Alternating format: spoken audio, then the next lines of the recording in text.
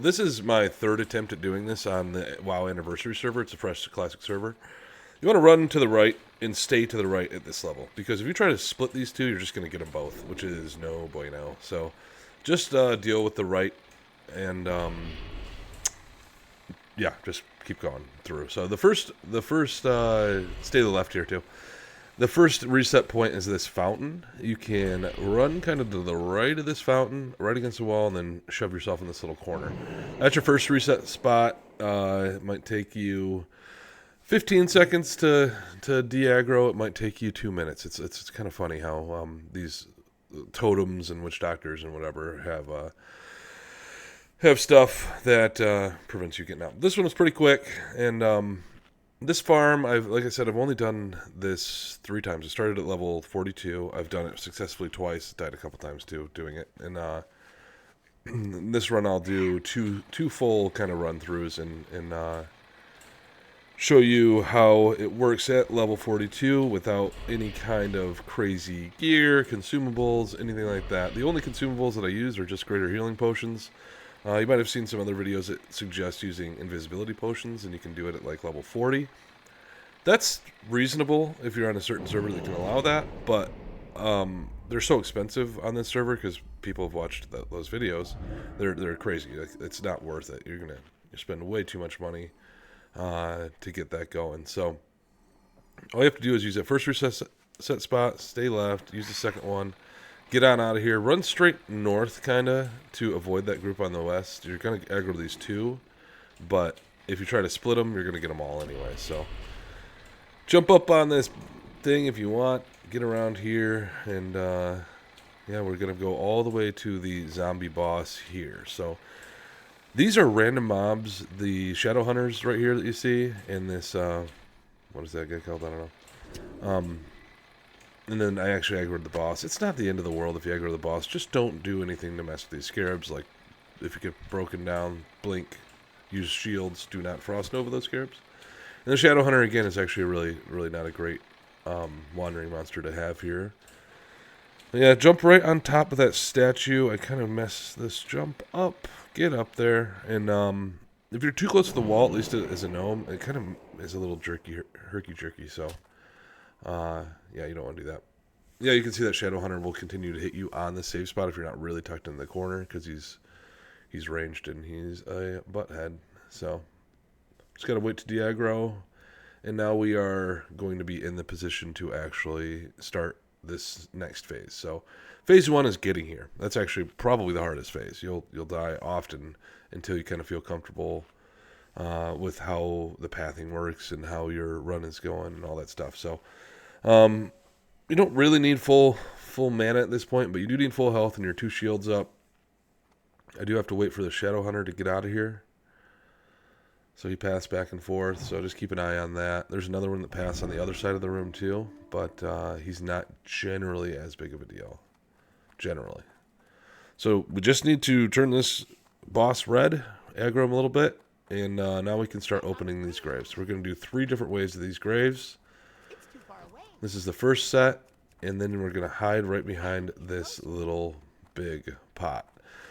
If you have mobs right directly on you when you get behind this thing, they might not respect this safe spot. So you want to, if they are right on you, if you do things a little bit slower or the monsters get on you a little quicker, make sure you Nova before you come back here, or else they could, yeah, you see that path, they could actually not respect that safe spot. So this is the second one. We're going to use the original safe spot in here that we jumped up on. Try to open all these things. Nova now, hopefully. Yeah, I waited a little bit too long and they stunned me. They had too many hits on. But either way, we just Nova and get up here. And then this third set of zombies is generally the easiest, as long as you make your jump back up on your first, second, or third try, which, you know, this does have a little bit of jumping skill, I guess you would say, to it, but it's really not that bad at all. You can generally get away with a mistake or two, generally. So I'm shielded up, full health, that's all I need. Half mana is fine. Let's just go open up the rest of these things. You can open them up in kind of any order. I like to open up the back ones first, as long as you don't... I was a little out of range for that. As long as you don't aggro the first stuff. I think I missed one of those back there. Not the end of the world. Yeah, that was not a very good opening, to be honest. So, either way, we're up here, jumping up on top of this statue. Making this jump up here. Every other race can just jump up here. I cannot. I'm a gnome. I'm a dirty gnome. So I have to wait to de-aggro, and then I have to mount up to actually jump up here.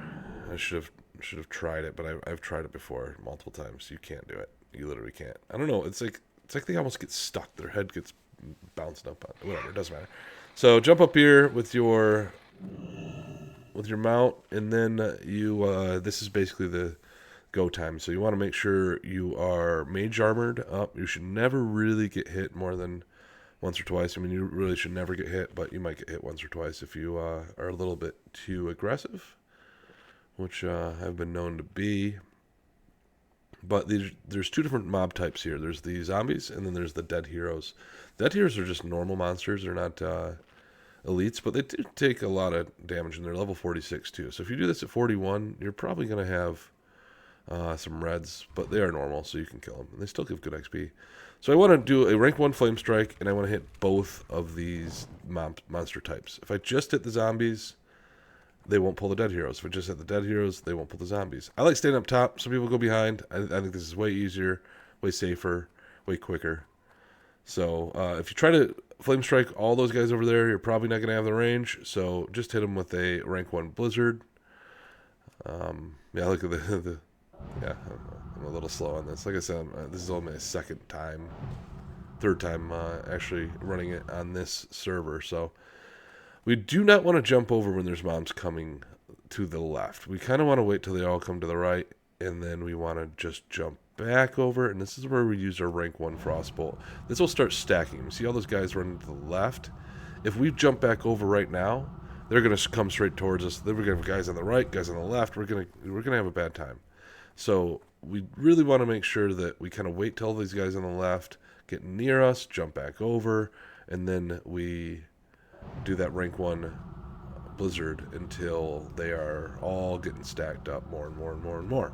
They're never going to be in a perfect bunch, but they'll be in a nice solid line. So now we're good. This is the easy part now. All we have to do is just jump back and forth. Rank 1 blizzard there, right on that corner. If things die on that, like if you keep placing it like that when they get closer to dead, you're gonna lose some loot. But it's the best place to put it to get basically a rank 1 guaranteed freezing everything, nearly guaranteed freezing everything, and then a higher rank 3 blizzard after that. So you can see I just used my first mana gem. Use them as early as you can. It doesn't matter. You're gonna need them.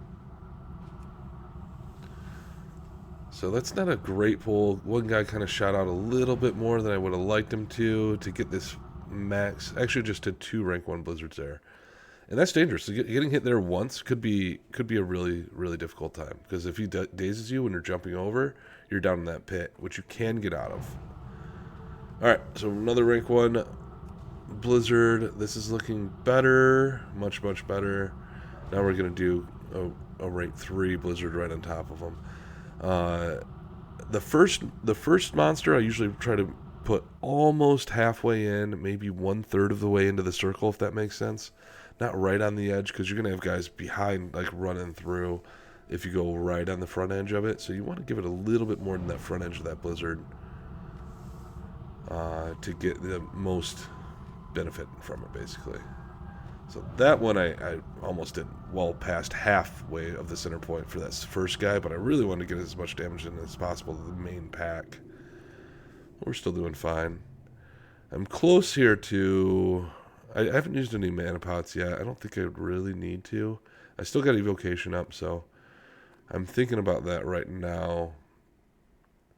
I want to basically get him as close as possible. I was a little late on that blizzard, so I actually had to start my rank 3 blizzard a little bit sooner.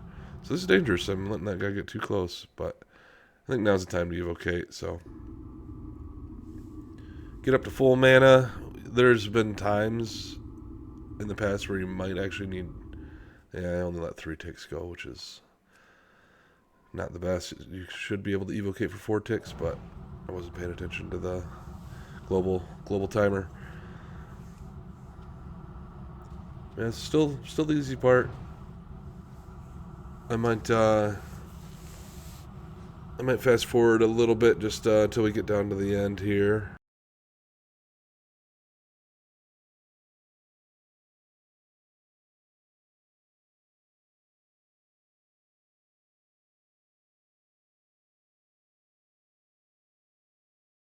That cliff. So it's somewhat inevitable, but you can see it right now. I'm trying to put a little bit farther to the right. So when they die, I can get all their loots. They also get a lot slower too. Yeah, it's gonna hurt us. Oh, that's nice. Leveled up during it, so you can see that XP just rolling in. I only killed about maybe a quarter of them and dinged and got almost 2 more bubs. So it was like a 3 bub, whatever. 846 experience too. This is not rested. This is base. So everything's gonna die now, and we got.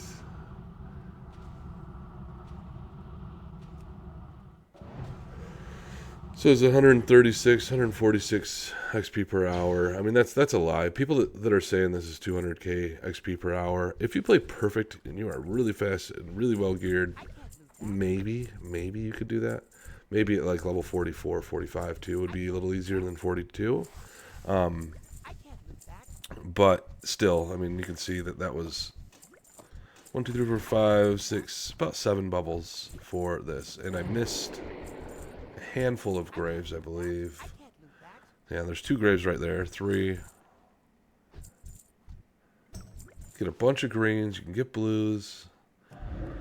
So now we're talking about the reset point. I'm going to do 2 of these in a row. And, yeah, there's 4 graves that I missed. So that could have been another 5, 6, 7, 8 mobs potentially. I mean, it could have been 4. There's always 1. There's like 50% of the time it's 1, 50% of the time it's 2. And I want to make sure I go back over to ice armor. That's going to be better than mage armor on this run back. You can just die. You can just choose to die and then run back to from the graveyard and just come right in the instance. There's nothing wrong with that. I think that's going to happen anyway because this run back is probably more difficult than the run in. But might as well try it. Oh, yeah, this is not going to happen. This is going to be extremely difficult. I just need to, like, spam Mana Shield, and I might be able to do it. Cold Snap. I don't want to do that either, though, because the best way to die is not necessarily even the run back. Yeah, I'm actually doing okay. So, the best way to die in this is as soon as you zone out, there's going to be probably a million horde out there waiting to instant kill you. Like, I don't know why, they're just dumb. Using this time to reset to just kind of restock. Use this time that you have to do the things that you need to do. Anyway, let's get out of here and see if we can get this dungeon reset. I bet it's quicker to just die and run back. I would be shocked if it's not. You can reset the instance just by dying, running back when you're a ghost, hit reset instance. You can see how I faced that guy too. That actually wasn't necessary at that point because I still have shields on. But if a melee hits you... okay. So as soon as you zone out, there's an ice block. Let's look at these idiots. They all want to kill you. Reset your instance by right-clicking your portrait.